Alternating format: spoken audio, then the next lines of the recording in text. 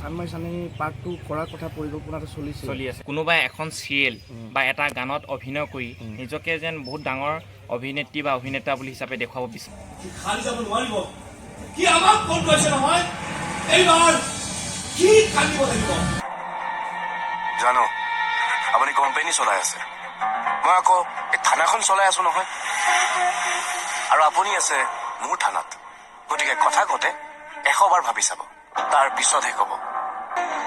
বেকা কথা বেকা ৰাস্তাৰে কৈ কোন কৰিব জানে। আচ্ছা, নামটো কি আছিল আপোনাৰ? নমস্কাৰ, মই দীপসেন, সকলোকে আপোনালোকক স্বাগতম জনাইছোঁ মই এক বিশেষ ভিডিঅ'লৈ।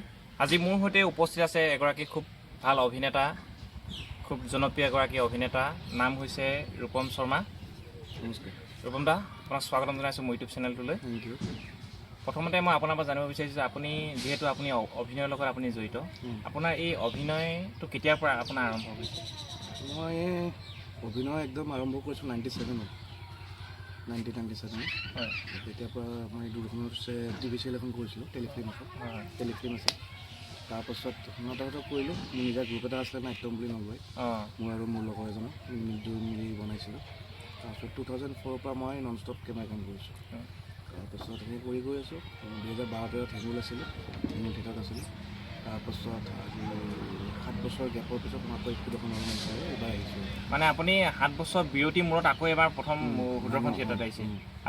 আপুনি যে এই অভিনয় জগতৰ লগত জড়িত হৈ পৰিলে, এই ক্ষেত্ৰত আপোনালোকৰ ঘৰৰ কাৰোবাৰ কোনোবা এই ক্ষেত্ৰৰ লগত জড়িত আছে নেকি?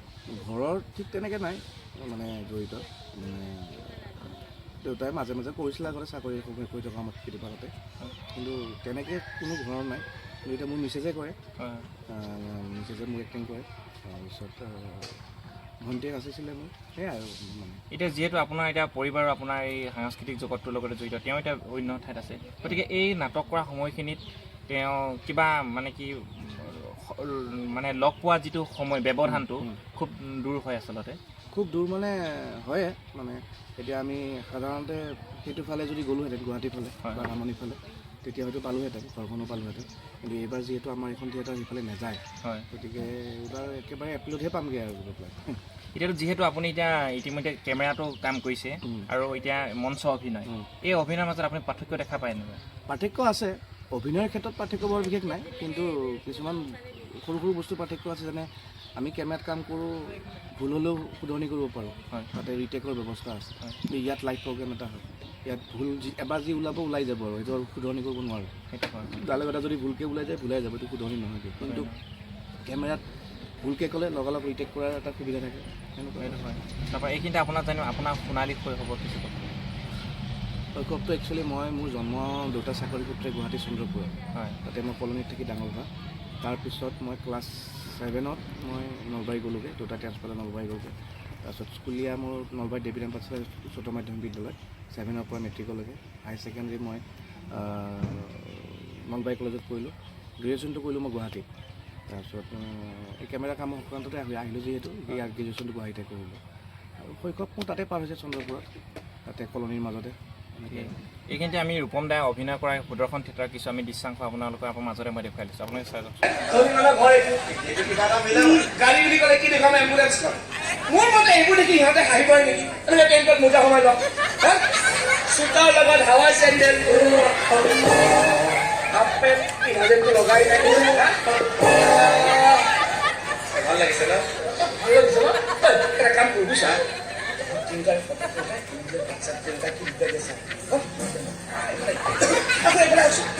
আহক না, কিয় মই কষ্ট কৰে আহকচোন। বল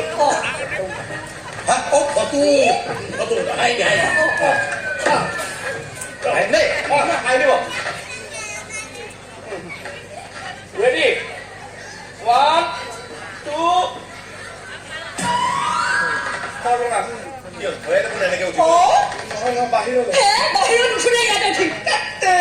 বাহিৰলৈ কি বাহিৰলৈ?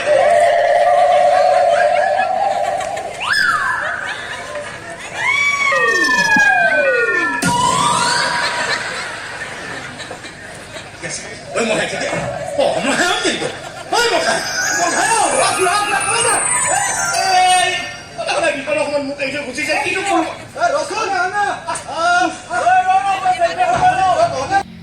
আপুনিতো সৰুতে আপুনি থিয়েটাৰ চাইছিলে এতিয়াতো আপুনি এতিয়া নিজেও থিয়েটাৰত অভিনয় কৰে মঞ্চত অভিনয় কৰে তাৰ কেনেকুৱা অনুভৱটো কেনেকুৱা আপোনাৰ এই সময়ত আপুনি যিখন থিয়েটাৰ আপুনি গেলাৰীত বহি বা আপুনি নিজে টিকট ক্ৰয় কৰি আপুনি চাইছিলে এতিয়া তেনেকুৱা এখন মঞ্চত আপুনি নিজে অভিনয় কৰে তাৰমানে মোৰ ক্ষেত্ৰত অলপ বস্তুটো সুকীয়া হৈ যায় এই থিয়েটাৰৰ লগত আমি খুব জড়িত মানে এইকাৰণে জড়িত নলবাৰীত ৰাস হয় জানা খুব ডাঙৰকৈ হয় আৰু নলবাৰীৰ ৰাসত প্ৰতি বছৰে তাৰমানে তোমাৰ 7-8খন থিয়েটাৰ থাকেই আৰু আমাৰ কাৰণে সেইটো এটা ডাঙৰ উৎসৱ মানে যিহেতু মই নলবাৰীৰ ল'ৰা খুব ডাঙৰ উৎসৱ আৰু আমি থিয়েটাৰ বুলি ক'লে খুব পাগল মানে আমি মানে এইটো আপোনালোকে সৰুৰ পৰাই পৰিৱেশটো পাইছোঁ তাৰমানে কি হয় তাতে থিয়েটাৰ হয় আৰু যিহেতু তাতে নাটকৰ মানুহখিনিও বহুতখিনি আছে আৰু আমাৰ এই উৎসৱটোৰ কাৰণে বিশেষকৈ তাৰমানে আমি মানে ৰৈ থাকোঁ বছৰটো আমাৰ এনেকুৱাও গৈছে মানে সেইখিনি সময়ত পৰীক্ষাও ছিজনো হয় মানে যাব নিদিব বুলি দুপৰীয়া পঢ়োঁ যাব নিদিব পাৰে ন ৰাতি গতিকে সেইকাৰণে মানে আৰু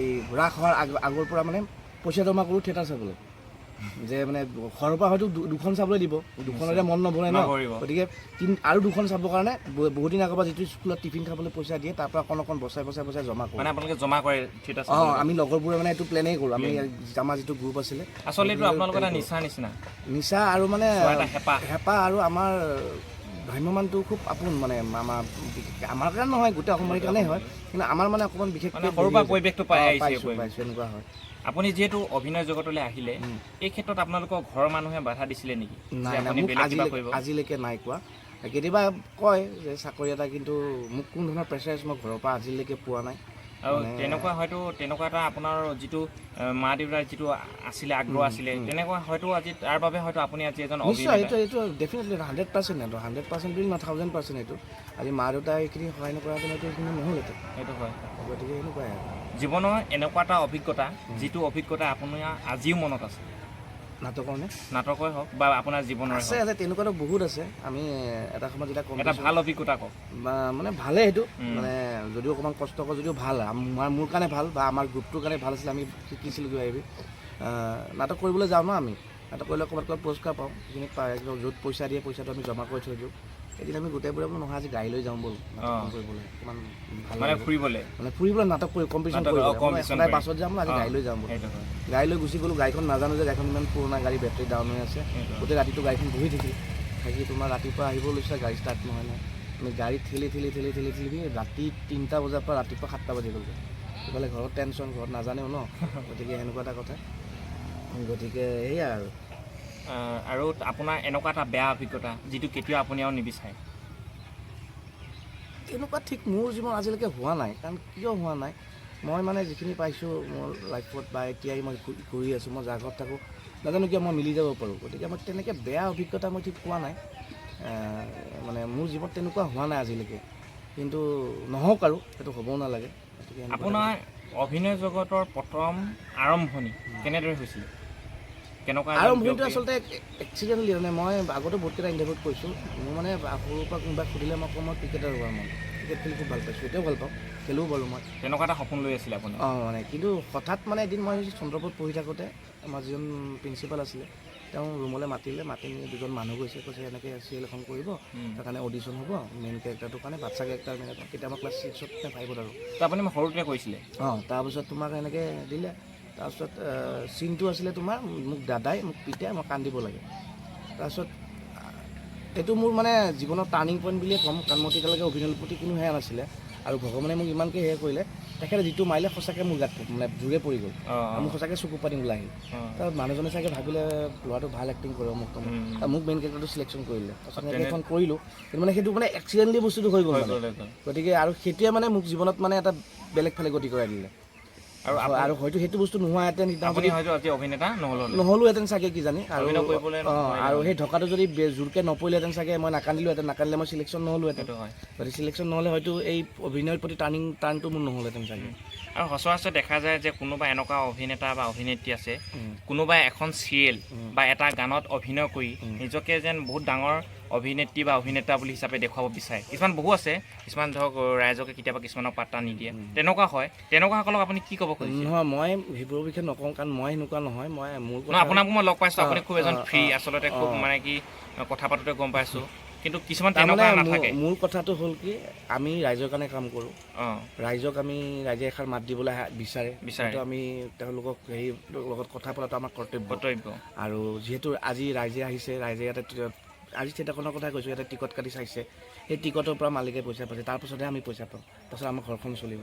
গতিকে আমাৰ কাৰণে ৰাইজ ভগৱান, সেইটো হয়। গতিকে প্ৰথম কথা সেইটো। আৰু দ্বিতীয় কথা কিছুমান থাকে এনেকুৱা, এইটো তেওঁলোকৰ অকল অভিনয় বুলি নহয়, সেনেকুৱা এইটো এইটো নেচাৰে এইটো মানে তেওঁ যদি তেওঁ বোলে অকল মই অভিনেতা বুলি কোৱা নাই বা অভিনেত্ৰী বুলি কোৱা নাই, তেওঁলোক যদি সেইকেইজনে যদি চাকৰিও কৰিলেহেঁতেন তেনেকুৱাই হ'ল।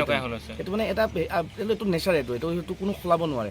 আৰু মই মানে তেনেকুৱা নহয়, মোৰ এটা বিশ্বাসত মই চলোঁ, মোৰ তাত যিখিনি আছে মোৰ পৰা কোনো নিব নোৱাৰে, তোমাৰ তাত যিখিনি আছে তোমাৰ পৰা মই সেইখিনি কাঢ়ি আনিব পাৰোঁ। গতিকে মই মোক নিজক বিলিভ কৰোঁ, মই সেই লৈয়ে মই চলি আছোঁ। আৰু মোৰ কাৰো লগত তেনেকুৱা কোনো লাইনত মোৰ কাৰো লগত বেয়াও নাই, মোৰ অতিমাত্ৰা ভালো নাই, চবৰ লগত মই সমানে চলোঁ। আৰু এইখন থিয়েটাৰতো মোৰ মানে একো এয়া নাই। কেতিয়াবা ক'ৰবাত কিবা যিহেতু ইমান দিন থাকোঁ, ক'ৰবাত কেতিয়াবা টেনশ্যন থাকে, কাৰোবাত লগত কিবা এটা খুটখাট হৈ যায়, যদিও সেইটো মীমাংসা হয়, সেইটো হৈ যায়, সেইটো অকণমান হয়, সেইটো ঘৰতো হয়। আৰু এইখন যিহেতু আমি আছোঁ 9 মাহ আমাৰ এখন ঘৰে, গতিকে ঘৰতোতো মানুহ লাগে ন, দন লাগে, কাজিয়া লাগে, আকৌ ভাল হয়, সেনেকুৱা বস্তু। কিন্তু সেই বুলি মানে সেই বস্তু ধৰি থাকিবলগীয়া বস্তু নাই তাৰমানে, এনেকুৱা কথা। এইখিনিতে ৰূপম দাই বহুত সুন্দৰ কথা এটা ক'লে। আহক এইখিনিতে আমি মঞ্চত অভিনয় কৰা আৰু এটা দৃশ্য আমি ৰূপম দাই চাই লওঁ। মই মচিম ইতিমধ্যে বিক্ৰমজিৎ চৌধুৰীয়ে এগেইনষ্টত মই বহুতো প্ৰমাণ ঘটাইছোঁ। সি খালি যাব নোৱাৰিব, সি আমাক ফোন কৰিছে নহয়, এইবাৰ সি কান্দিব লাগিব, এইবাৰ সি কান্দিব লাগিব, চিঞৰি চিঞৰি কান্দিব লাগিব, চিঞৰি চিঞৰি।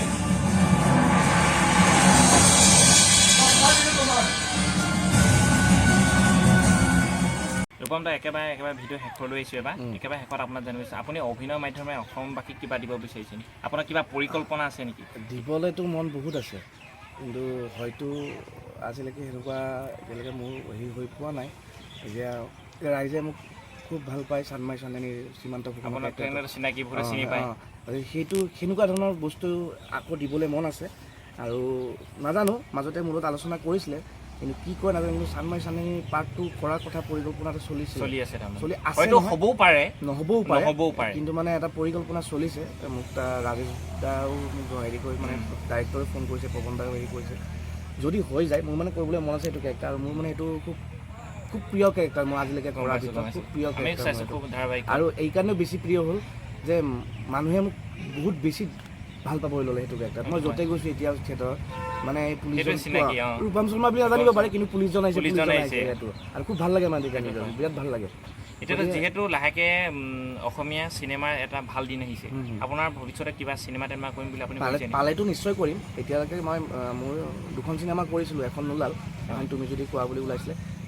ৰিচেণ্ট মই এখন কৰিছোঁ, কিন্তু অকণমান গেষ্ট আৰ্টিষ্ট হিচাপে, পুলিচৰ কেৰেক্টাৰ এটাই যোদ্ধা বুলি, আমাৰ ৰাজকুমাৰ দা আছে চিনেমাখনত।